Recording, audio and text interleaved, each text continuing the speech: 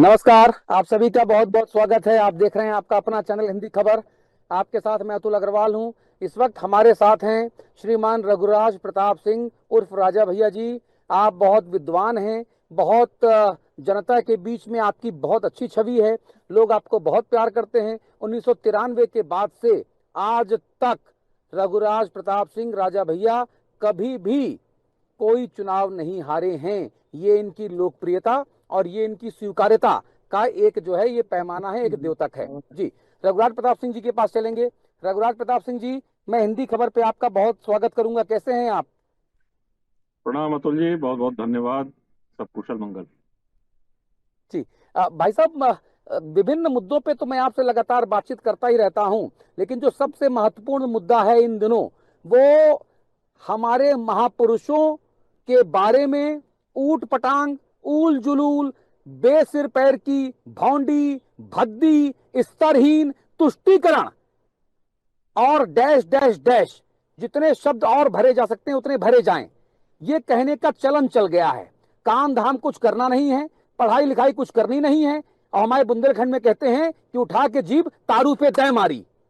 कोई पता नहीं है, अल्लाह बल्ला साए आए माए कुछ भी बोलते हैं। ये राजनेता पागल हो गए हैं क्या भाई साहब?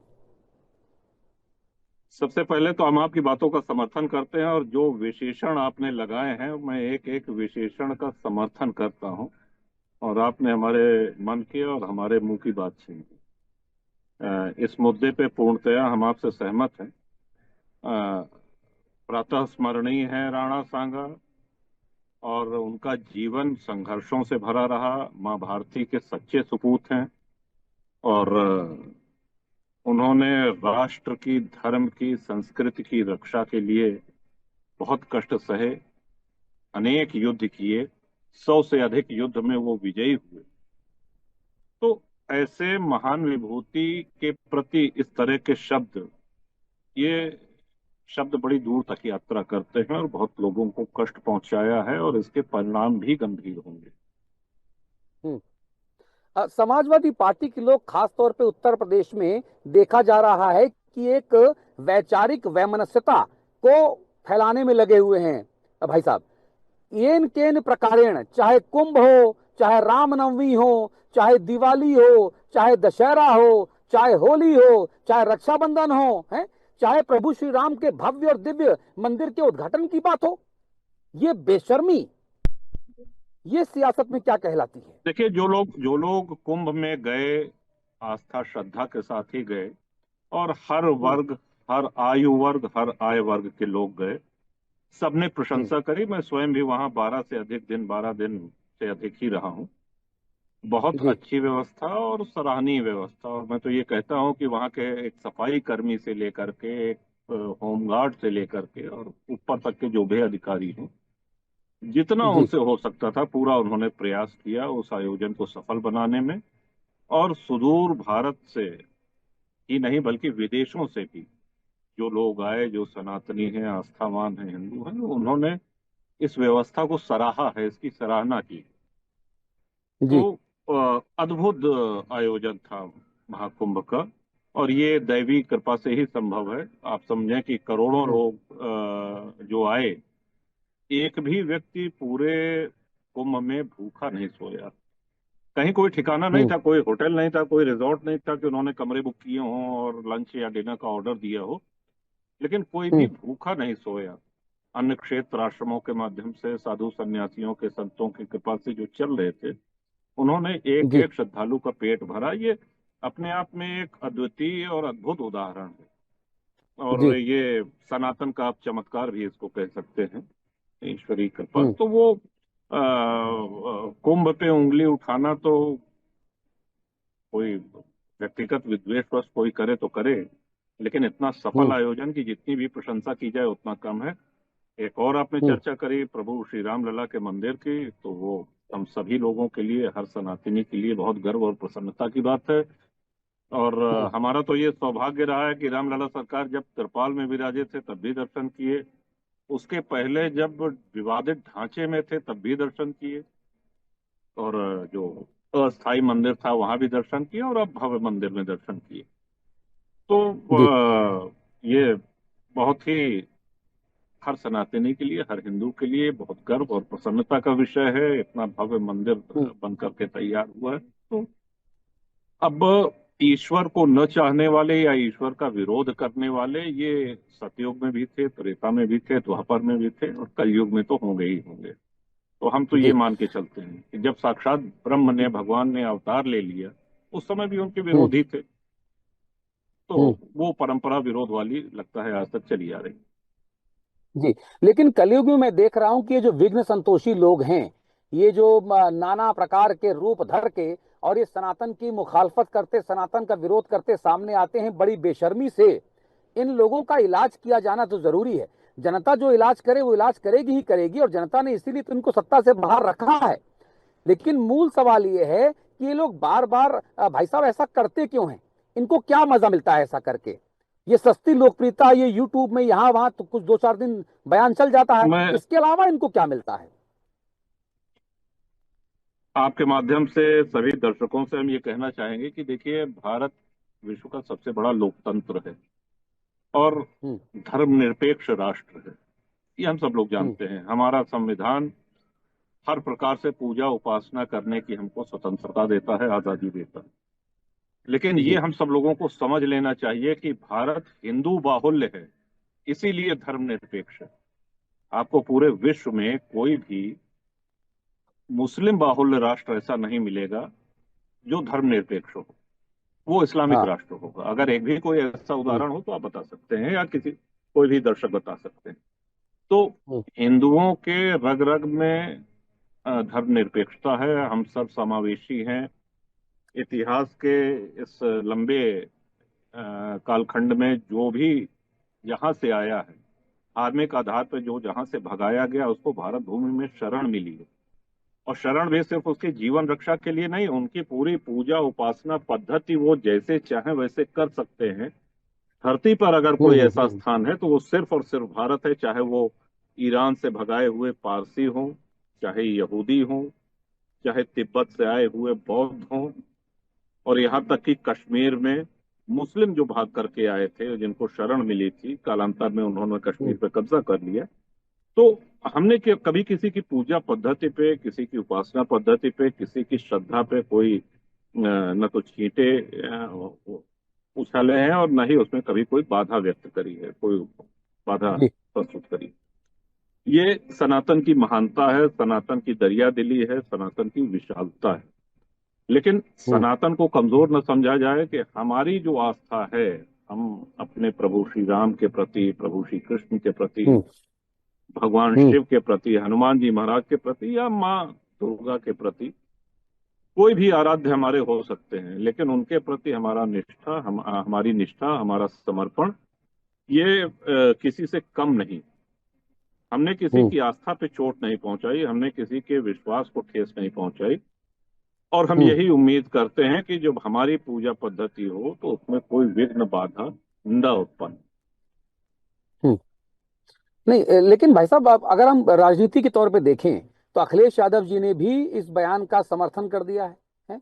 आप हमारे अमर शहीद राणा सांगा जी के बारे में ऊट पटांग टिप्पणी करने वाले अपने नेता को आप समर्थन दे रहे हैं।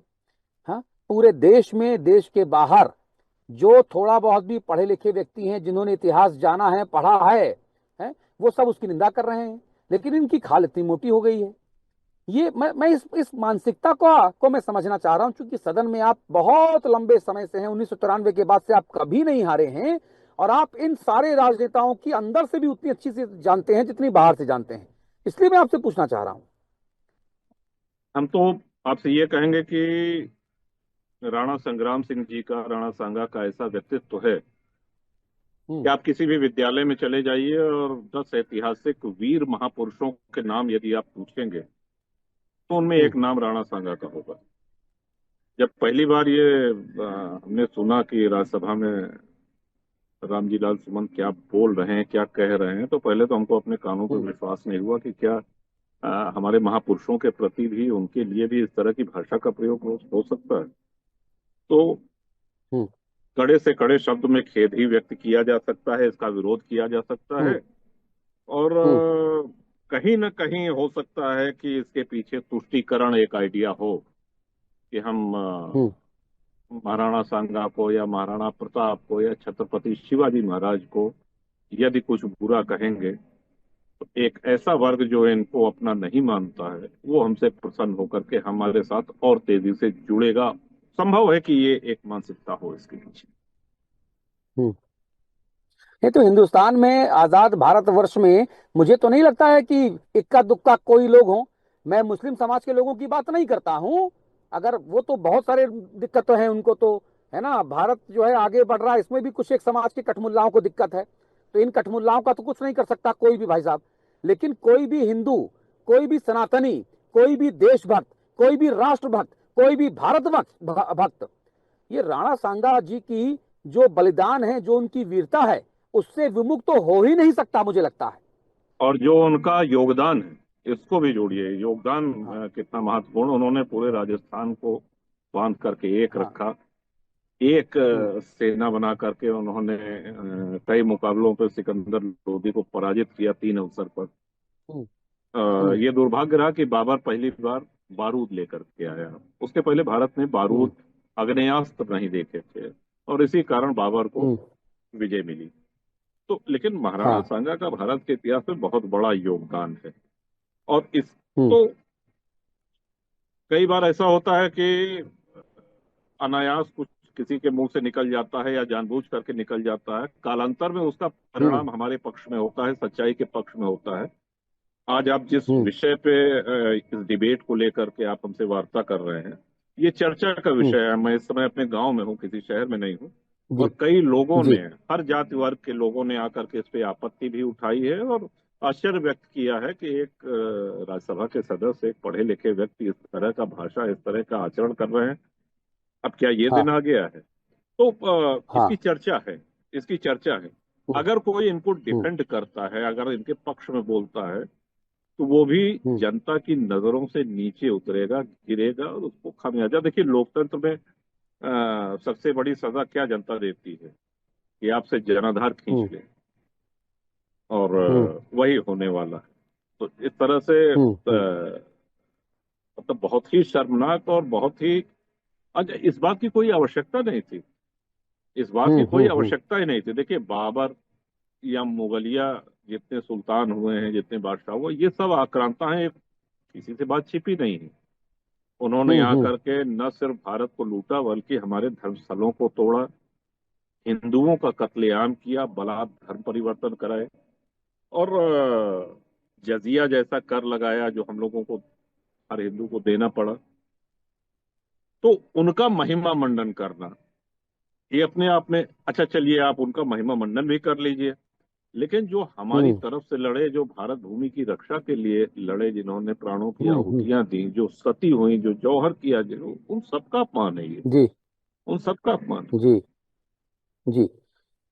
तो अभी यही है, अभी भाई साहब, क्या हमारे कहा जाए। सोशल मीडिया में एक शबनम हाशमी करके एक महिला ने एक कमेंट किया है फेसबुक पे, और वो कह रही हैं कि अतुल भाई साहब ये पढ़िएगा जरूर। उन्होंने कहा कि ऐसे नेताओं को जनता सबक सिखाती है। और उन्होंने एक शेर लिखा कि ये शेर पढ़ने के लिए कह रहे हैं, मैं शेर पढ़ रहा हूं। कह रहे हैं कि हम दुश्मन को भी ऐसी पाकीज़ा सजा देते हैं फराज, हम दुश्मन को भी ऐसी पाकीज़ा पाकिस्तान। सजा देते हैं फराज, हाथ उठाते नहीं, बस नजरों से गिरा देते हैं। उनका कहना है कि रामजीलाल सुमन ने जो बयान दिया, इसके बाद देश की जनता, वो हिंदू हो मुसलमान हो कोई भी हो, वो राम जी सुमन का यही हाल करने वाली है। देखिए प्रतिक्रिया जनता की भी से आ रही है, और मुस्लिम समाज की है महिला ये।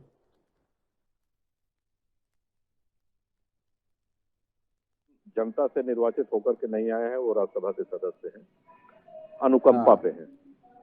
तो हाँ। लेकिन हाँ, जनता की नजरों से नीचे अवश्य गए हैं हर जाति वर्ग के लोगों हम्म। को। मतलब एक, हम्म। आप किसी भी देश में जाइए, आप वहाँ के महापुरुषों को अपमानित करिए, उनके बारे में ऐसे शब्दों का उच्चारण करिए जो इससे पहले कभी न हुआ हो, तो निसंदेह हम्म। लोगों में क्रोध होगा, आक्रोश होगा, इसका प्रतिरोध होगा और इसका खामियाजा भी भुगतना पड़ेगा। जी। अच्छा भाई साहब, एक बात मैं और पूछना चाहता हूँ। आप तो संसदीय परिपाटी, संसदीय प्रणाली और मान्यताओं और संविधान के ज्ञाता भी हैं, आपको चीजें पता भी हैं। जब नहीं नहीं, कोई इस बहुत तरह बड़े की ज्ञाता तो नहीं मूर्खतापूर्ण है, बात, लेकिन जी। उच्च जी। सदन में। नहीं, आप बहुत पढ़े लिखे हैं, मैं जानता हूँ, आप नहीं बहुत नहीं, धन्यवाद बहुत इसके लिए विदुषी व्यक्ति हैं, जी। आप बहुत नॉलेजेबल है, मैं आपको कई वर्षों से जानता हूँ भैया। ये जब कोई नेता, कोई निर्वाचित या अनुकंपा पे नियुक्त सदस्य सदन के भीतर इस तरह की मूर्खतापूर्ण, खोखली, सत्य से परे और स्तरहीन, झूठी, काल्पनिक है और गुप्त मंशा से प्रेरित कोई बात कहता है, तो क्या सदन में उसके खिलाफ कोई कार्रवाई नहीं होती है, सिर्फ सिर्फ सिवाय इसके कि भाई इसको रिकॉर्ड से हटा दो? अरे रिकॉर्ड से हटाना क्या मतलब है, दुनिया भर ने तो सुन ही लिया, कोई और एक्शन क्यों नहीं हो सकता है? सदन में जो स्पीकर हैं वो ये उनके ऊपर निर्णय हो, वो चाहे वो अध्यक्ष हो, अधिष्ठाता हो या सभापति हो, अलग हाँ अलग शब्द होते हैं, हाँ तो वो ये कह सकते हैं कि हाँ आपकी ये बात लिखी नहीं जाएगी, ये रिकॉर्ड नहीं की जाएगी। अभी तक तो इतना ही हाँ प्राविधान है। और सदन के अंदर जो बोला जाता है, जो कहा जाता है, हाँ उसको रिपोर्ट नहीं, यानी कि उस पर एफआईआर या प्राथमिकी नहीं दर्ज हो सकती है, जितनी हमारी हाँ जानकारी हाँ है। तो हाँ ये तो सदन की गरिमा को बनाए रखने के लिए, और सदन सर्वोपरि है, लोकतंत्र का सबसे बड़ा स्तंभ है, और भारत की सबसे बड़ी पंचायत की ये घटना है। ये कोई ऐसा नहीं जी है कि किसी ग्राम सभा के किसी प्रधान ने अपने ग्राम सभा के पंचायत भवन में ये भाषण दिया हो। तो भारत की जी सबसे बड़ी पंचायत में, वो भी अपर हाउस में, जी उच्च सदन में, राज्यसभा की ये बात है, दुर्भाग्य है। और कहीं न कहीं हिंदुओं की आस्था को, हिंदुओं के सम्मान और आदर के जो भी प्रतीक हैं, उनको अपमानित करने का एक सुनियोजित एजेंडा चलाया जा रहा है, ऐसा हमको आभास होता है। सभी दल जी के नेताओं से हम क्या अपील कर सकते हैं, लेकिन हाँ, हम इतना अवश्य कहना चाहेंगे कि कृपया अपने जो सांसद, विधायक ये लोग हैं, इनको ये बात अवश्य नहीं कि अगर इतिहास पे बोल रहे हैं तो इतिहास पढ़ करके बोले। पहले हाँ इतिहास के हाँ छात्र हाँ बने, पहले इतिहास के छात्र बने, फिर उसके बाद इतिहास के प्रवक्ता बने। क्योंकि अगर छात्र नहीं तो प्रवक्ता किसी काम का नहीं। तो पहले इतिहास के छात्र बने, उसके बाद इतिहास पे प्रवचन दें, और प्रवचन भी ऐसा दें जो सच्चाई पे, सत्यता पे आधारित हो। एक घटना के हाँ दो हाँ दृष्टिकोण हो सकते हैं, लेकिन वो घटना एक ही है। ये नहीं कहा जा सकता कि राणा सांगा जो है वो गद्दार थे। उन्होंने खानवा के युद्ध में डट करके मुकाबला किया, और पूरे मुगल वंश में सबसे बड़ी लड़ाई किसी भी भारतीय राजा के साथ जो हुई वो खानवा का युद्ध था। तो खानवा जी के युद्ध में राणा को पराजय मिली, ये बात अलग है, जी लेकिन वो पूरे प्राण प्रण से लड़े, और इसके पहले उन्होंने बाबर को परास्त भी किया था, और इब्राहिम लोदी को भी हरा चुके थे। तो एक जी महावीर को, एक धर्म प्राण सम्राट हमारे, उनसे ये उपाधि कोई नहीं छीन सकता है। तो जी फिर वही कहें कि जब हिस्टोरिकल कोई घटना, आप ऐतिहासिक किसी घटना का जिक्र करते हैं या उसकी चर्चा करते हैं, तो वो इतिहास पे आधारित होनी चाहिए, सत्यता पे आधारित जी होनी चाहिए। जी सिर्फ इसलिए जी नहीं कि आप एक वर्ग की भावनाएं दुखी करें और एक वर्ग का तुष्टीकरण करने के लिए आप कुछ भी बोलें, तो इससे आपको कोई विश्वास नहीं करेगा, आप अपना विश्वास स्वयं खोते जाएंगे। मुझे लगता है ये पूरा मामला जो है ना, ये थोड़ी सियासी शरारत और अधजल गगरी छलकत जाए वाला ज्यादा है, कि भाई बोलना है, लबर लबर करना है, जो कहते हैं ना बिहार में है थेथरलॉजी, हमारे बुंदेलखंड में कहते हैं लबर लबर, कुछ तो बोलना है, सामने आना है मीडिया के, कुछ तो कहना है। ये मुझे लगता है ये वो उस मानसिकता से पीड़ित है। और नाम बताइए, राम है, राम के भेष में राम नाम रख के ये व्यक्ति रावण और कुंभकर्ण वाला काम कर रहा है, बताइए। कई बार ऐसा भी होता है कि भाई सहाय सारद में जाना, शारदा माँ की कृपा होती है तो आदमी का जो छिपा हुआ मंतव्य होता है वो सामने प्रकट हो जाता है। आ ये जाता भी है, हो हाँ सकता है कि हाँ न करना चाह रहे हो, लेकिन शारदा माँ की कृपा ऐसी हुई कि उनके मुंह से जो उनके भाव थे वो निकल निकले, गया, हाँ निकल गए। और हाँ हाँ आज हम और आप चर्चा कर रहे हैं, और हम ही आप चर्चा नहीं कर रहे हैं, गांव गांव पे, इनकी क्षेत्रों में, हर चौक चौराहे पे इस चीज की चर्चा है, और गंभीर चर्चा है। और जिस भाव से जी हम और आप चर्चा कर रहे हैं, इसी भाव से लोग भी चर्चा कर रहे हैं। जी जी। भाई साहब, अभी तो टीवी की मजबूरी है कि आपके साथ बैठे हैं, आपका भी सम्मान है, अपनी जनता का भी सम्मान है, वरना मन में भाव तो ऐसे हैं कि इन जैसे मूर्ख हैं और इन जैसे जो है बद दिमाग लोगों के बारे में जितने अपशब्द कहे जाएं और सोशल मीडिया पे जितने कहे जा रहे हैं, मैं तो व्यक्तिगत तौर पे, निजी तौर पे इनका समर्थन करता हूं। हिंदी खबर के संपादक के तौर पे भले ही जो है मुझे थोड़ा गरिमा और चीजें का ध्यान रखना हो, लेकिन सोशल मीडिया पे जो नाना प्रकार की गाली इनको दी जा रही हैं, अपशब्द इनको कहे जा रहे हैं, इनके पाखंड पे, इनके पाप पे मैं अपने आप को उससे संबद्ध करता हूं। और एक हम आपको ये भी बधाई देना चाहेंगे तो जी कि एक संपादक के रूप में आपने जिस दृढ़ता से, जिस मजबूती से और जितनी स्पष्टवादिता से इस विषय को उठाया है, प्रायः पत्रकार और संपादक ये करते हैं कि अच्छा साहब आपके क्या विचार हैं, आपके क्या विचार हैं, इस तरह से। लेकिन आपने न सिर्फ हमारे विचार जाने बल्कि अपने विचार स्पष्टतः कहे, पूरी मजबूती से कहे और कड़े शब्दों का चयन करते हुए इस तरह से कहे। आप साधुवाद के पात्र हैं, ये हम हृदय से भाई साहब आपसे ये बात। धन्यवाद, आपने अपना कीमती वक्त दिया, हमारे हिंदी खबर के 19 करोड़ दर्शक तक आपने अपनी बात पहुंचाई और उम्मीद करूंगा कि इस तरह का जो संवाद है वो ऐसे मूर्ख ज्ञानी साजिशकर्ता जो लोग हैं, जो हमारे महापुरुषों के योगदान को, उनके व्यक्तित्व को जो है छोटा करके दिखाते हैं, कमतर करके दिखाने की साजिश करते हैं, उनको सबक मिलेगा और ऐसी मूर्खता अब आगे से ऐसे लोग ना करेंगे। इस संवाद का उद्देश्य पूर्ण हुआ भाई साहब। हर बहुत बहुत राष्ट्रवादी धन्यवाद, अब मुखर होकर के इसका विरोध करे। बहुत बहुत धन्यवाद, बहुत बहुत धन्यवाद, बहुत बहुत धन्यवाद भाई साहब। हिंदी खबर पर खबरों का सिलसिला लगातार जारी है। नमस्कार, प्रणाम।